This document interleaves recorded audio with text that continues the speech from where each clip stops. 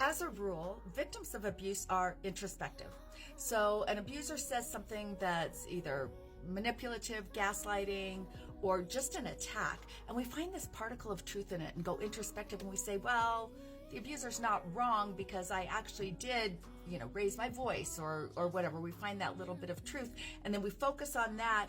And instead of getting to safety and starting to heal from all of that, we're stuck listening to the abuser's words, and the abuser's voice is so loud in our heads that we spiral, we get stuck, we have this heaviness. Instead, know this, that you cannot get to safety or heal from any place other than absolute truth. You need to be in the truth to heal from there. So when I'm coaching clients who are trying to get to safety and to heal from abuse, I say there is a pendulum.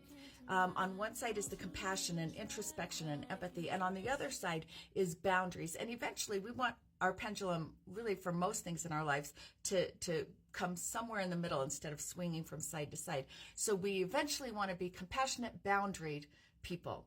But with an abuser, you cannot swing the least bit towards compassion without having that weaponized.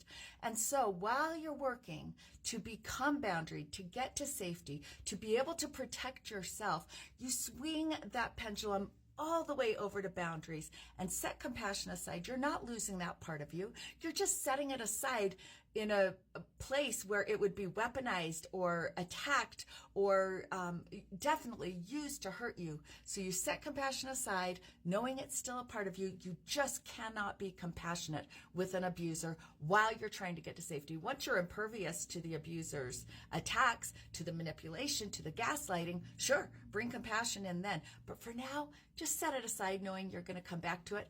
Swing that pendulum all the way over to boundaries, and then focus on the truth, the whole truth, not that little tiny particle that the abuser used while spewing out all kinds of other things that were untrue.